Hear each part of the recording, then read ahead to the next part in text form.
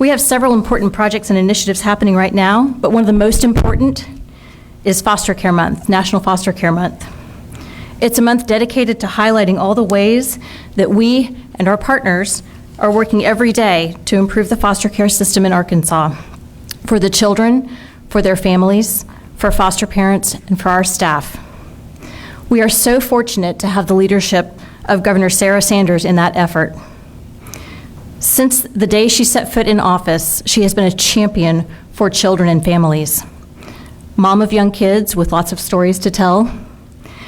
She has celebrated and supported children and children's issues from the very beginning. In fact, in education, in protecting our children, and in signing an executive order within her first 60 days to establish Every Child Arkansas, which is what we're here to celebrate today.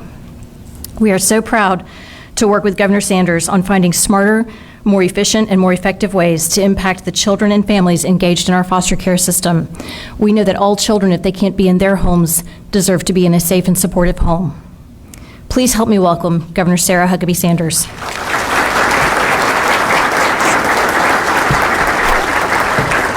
Good morning. What a great group for a Monday morning. Thank you so much for being here, and thank you, Secretary Putnam, for the introduction, but more importantly for the incredible work that you do, not just on this issue, but some of the most difficult and challenging things that are facing our state. You have an incredible team here at DHS, and we are so grateful for the dedication of each and every one of you.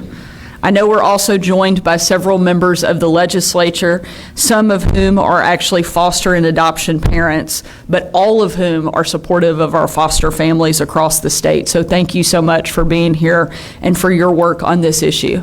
As you know, May is National Foster Care Month, and I'm thrilled to be here to help kick it off with many of our state's hardworking foster care advocates. We've accomplished a lot since I took office, but I know that we still have a lot of work to do. This issue is very personal to me, not just as the first mom to serve as governor of Arkansas, but also as someone who has had the opportunity to see firsthand with my own eyes the amazing impact that foster families can have on our state's most vulnerable kids. Just a few weeks ago, I was in Russellville visiting Crawford Elementary School, and like every school visit, the kids have hundreds of questions. Some of them are pretty easy and I can answer relatively quickly. Every once in a while, they throw you a curveball. That week, I had a little girl that came up and said, "Do you know my grandparents?" And I'm thinking, you know, Arkansas is a pretty small state, but I don't know that I know everybody's grandparents. I think I could be forgiven if I didn't know one or two. But then she told me her grandparents' names, Lori and Willie Johnson. And outside of this room, a lot of people may not know who they are, but Lori and Willie Johnson are heroes. They have 4 biological kids, and since 1980 have adopted more than 24 other children, all of whom have special needs. These kids have been written off by doctors and society in many cases, but in Lori and Willie's case, they absolutely thrived. Their story started when Lori saw a boy in a wheelchair in a Wednesday's Child newspaper ad. Once they saw a need that their family could fill, they never stopped. Families like that are why we are here today, not just to celebrate our foster and adoption families, but also to encourage others to take part in our state's foster system. Because as much as families like Lori and Willie have done, there is still a lot of work that we have to do. That's why at the very start of my administration, we partnered with Every Child Arkansas and nonprofits and advocates that they represent. Over the past year, this group has made major headway on improving our state's foster care landscape. They've streamlined the process to become a foster care parent, helping children in need find a home faster. They've also broken down silos between the nonprofits and state agencies that make our foster system work. And they're a growing presence at events like this one, online and across the state. A newspaper ad that Lori and Willie saw back in 1980 should not be the only way that somebody in Arkansas finds out about a child in need. Despite the fact that there's work to do, Every Child Arkansas has worked hard to bring our faith-based communities into the fold, and they've had great success. Today, we're expanding that focus to healthcare facilities, schools, and businesses. And I'm asking leaders in all of these industries to join us in addressing this great need. You can start by highlighting your employees who are foster parents. One of my staffers and good friends that's here with me today, Jamie Barker, alongside his wife Allie, who are somewhere hiding in the back, have been involved in foster care advocacy for years and opened their home to 3 foster kids who are now permanent members of their family. I'm sure each of you has a similar story to tell from your business or your organization, and now you can connect with Every Child Arkansas as well. I know they're happy to do the legwork to share foster information with your team, and you can make it easy for your employees to help foster kids. In Arkansas state government, we added foster families to our parental leave policies last year, and I encourage every organization in the state of Arkansas to do the same. The need for foster families in our state can be overwhelming, but the reward is much greater. So many children have found loving, caring homes through our state's foster families, and I know that this group's work will do even more soon. Thank you to all of the families and advocates for joining us today, and happy Foster Care Month in Arkansas. I will now turn it over to Tiffany Wright, our Director of Children and Family Services, who can talk more about our new initiative. Thank you so much for being here, and thank you for your commitment to helping us take care of Arkansas's kids. Thank you all.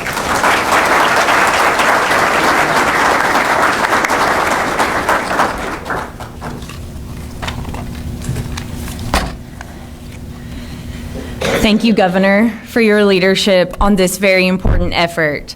Good morning. I'm Tiffany Wright, Director for the Division of Children and Family Services here at DHS.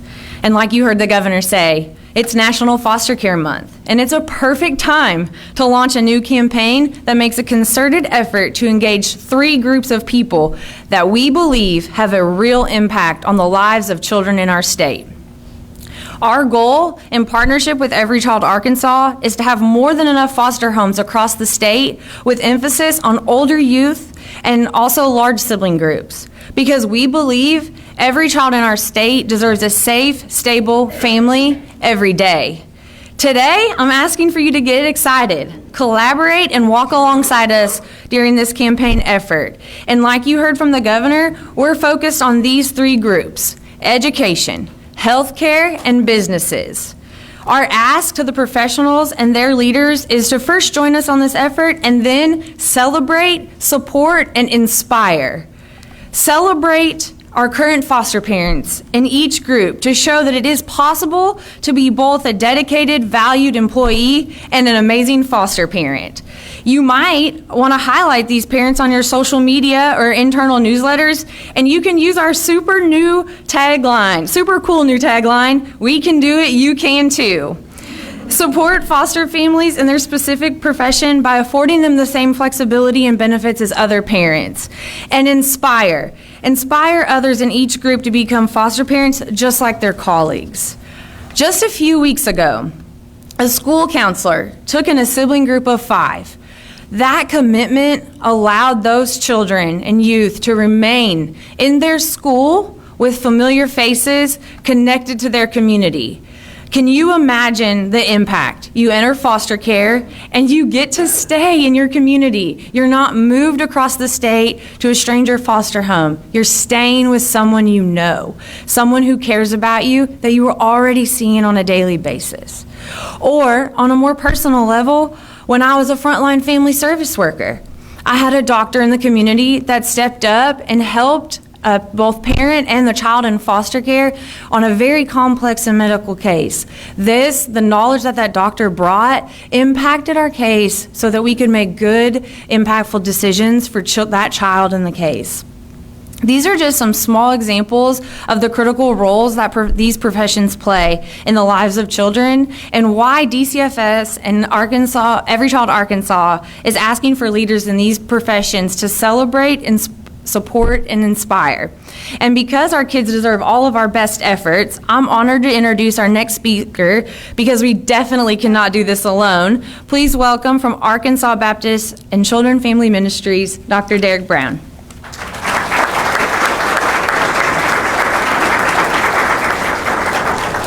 Thank you, Director Wright. As we turn our attention to the children in foster care this morning, I'm reminded of a conversation I overheard on Thursday morning. So I was walking into our Catalyst coffee shop there at a central office on Markham Street. I saw 3 young children there having hot chocolate. Didn't take me long to realize these are three siblings in foster care waiting on a visit with their family. And they're talking to their caseworker. On the wall is a piece of the heart gallery for some harder to place children who are waiting for adoption. The youngest boy looked up and he said, "Are those foster children?" A few minutes later, he asked the question, "Are we foster children?"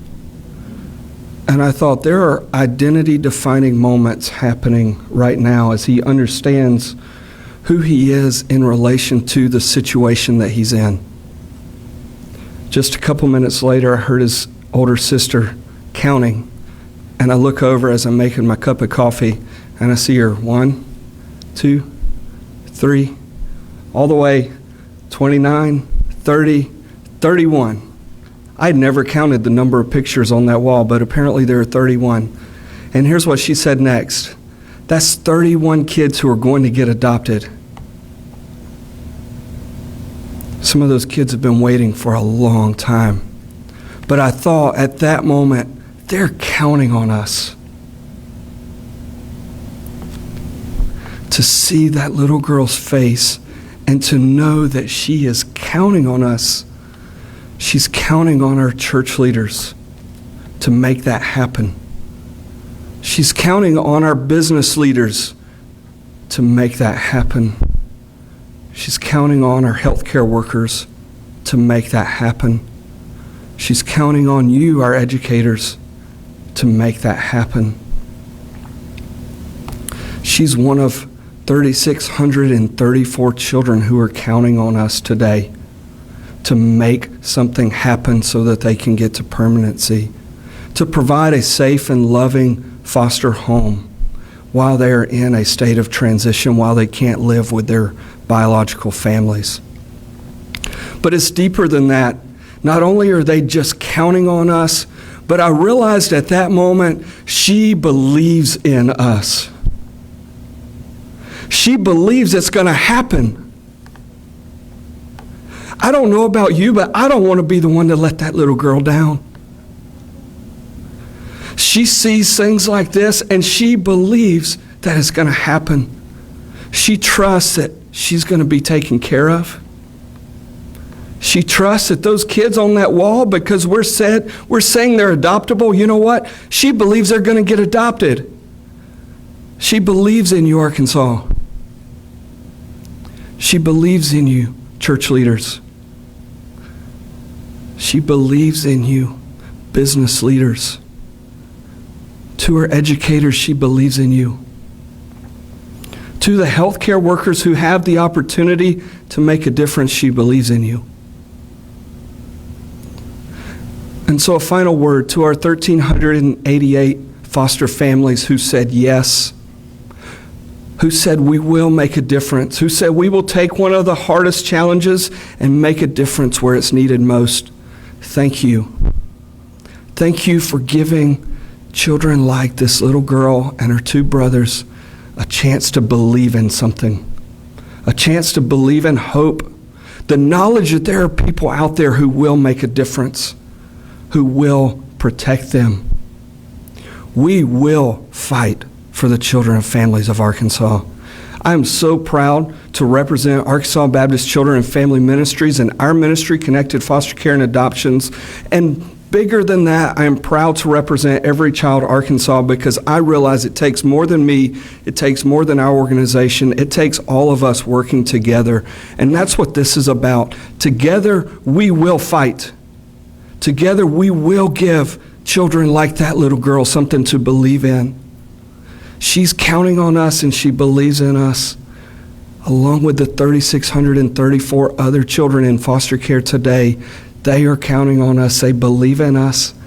Let's make a difference. Let's fight for them. Thank you to our foster families for fighting. Thank you for doing the hard work. You are making a difference. To the others out there who can do this, please don't wait.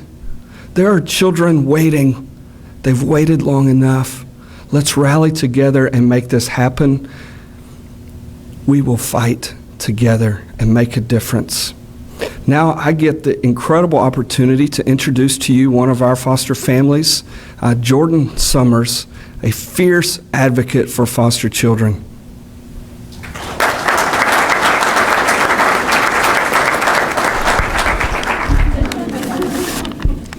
Can y'all see me?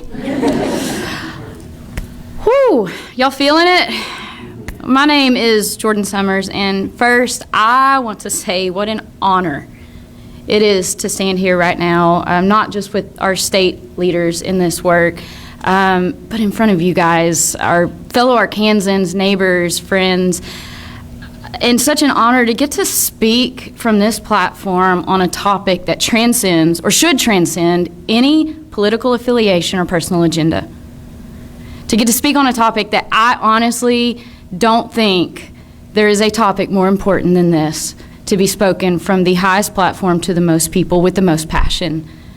And that is the kids in our state longing for a safe place to call home, longing for safe people to look them in the eye and say they are worth something and they are loved. So my husband is an ICU nurse, I'm an educator, and we started fostering about 10 years ago. At the time, I was director of Pediatrics Plus Developmental Preschool. We had about 150 students, but at any given time, guys, we had up to 20 kids in foster care. So as director, I saw these kids. I got to know these kids. I fought battles with and for these kids, and I walked alongside them. And I found myself often, like probably many of you, angry and broken on behalf of them so many times. And I would go home and I would say things to my husband like, our state is failing these kids. Our churches are failing these kids. And then eventually that anger and that brokenness would turn into conviction as we would look each other in the eye and we'd say, but we are the state. We are the church. And I would look at those kids and I would look at the darkness. Guys, it's dark out there. And I would just pray, Lord, send your light. Send your light into this darkness. And every time I would pray that, I would hear his words in Matthew saying, you are the light of the world. And so began our foster journey.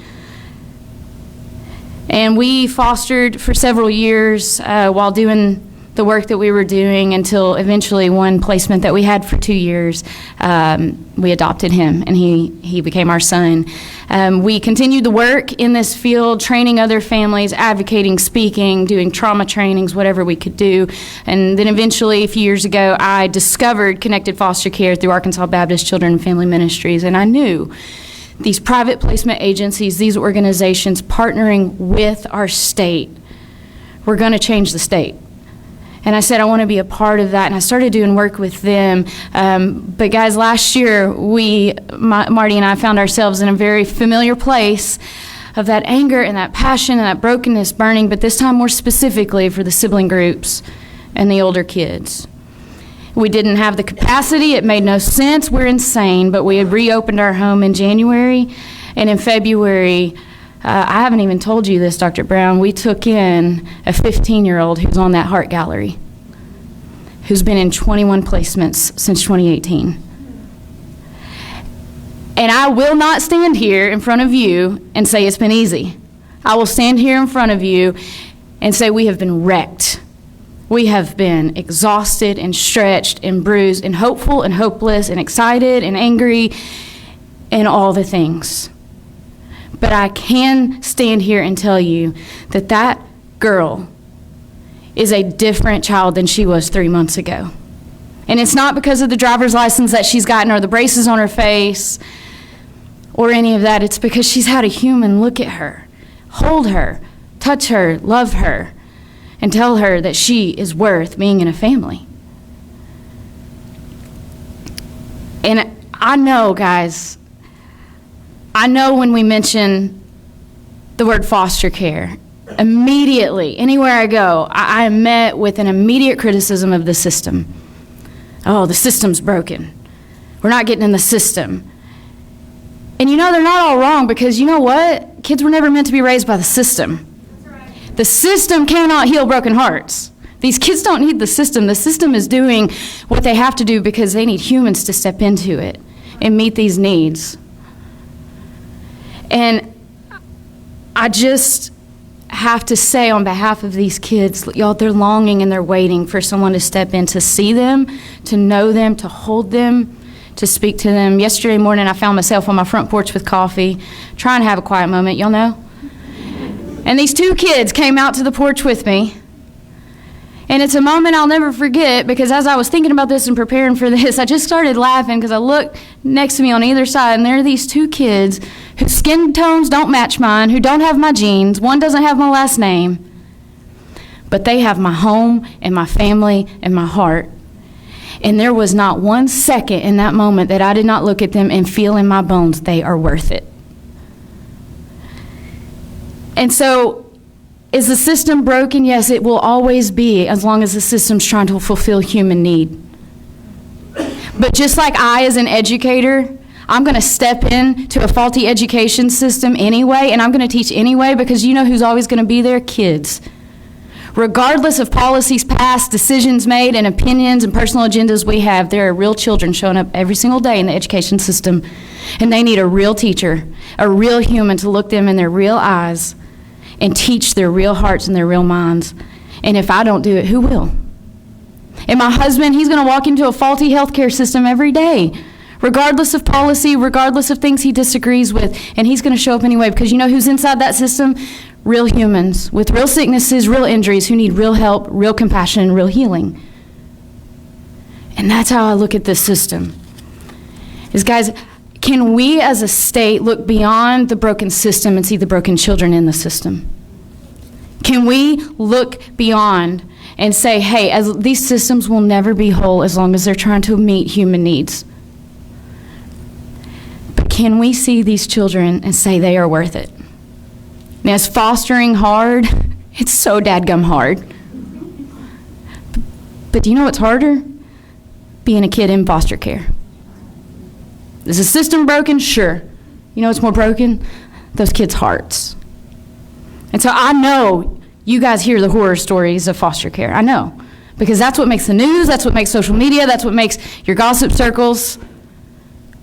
But I stand here today, a decade long into this, and I am telling you right now, I'm asking you, look with your own eyes and listen with your own ears, because I think if you do, you're going to see within this system so much good, so much hope, so much healing, and so much possibility. There are so many organizations working together. I just had a moment with Director Wright, and we were standing here and looking out, and I just said, I've got to take this in for a minute, this room, this initiative, because this is what I have been praying over our state for 10 years. And 10 years ago, it didn't look like this. And y'all, it's happening. Healing is happening. And so I ask you and I challenge you to look within it and see the good, see the healing, because guys, I stand here and I tell you, restoration is happening. Redemption is happening. Families are being made whole. Healing is happening. And on behalf of these kids are not bad, they're injured. And neuroscience shows us injured brains can heal. And guys, I stand here to tell you, healing is happening. It is happening every single day. And so I invite you into that. And while this initiative is getting rolled out, and I have no doubt you guys all over the state will be looking at this, and you'll be watching, you'll be asking, hey, what's our state doing for these kids? What's my church doing for these kids? Can I humbly remind you, you are the state, and you are the church. So can I challenge you with this question when I say, hey, we're doing a lot, but what are you doing? Thank you.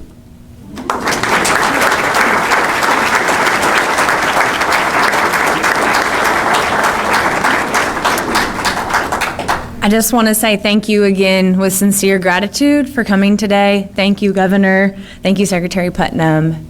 Dr. Brown and Jordan for speaking today. This concludes our presentation.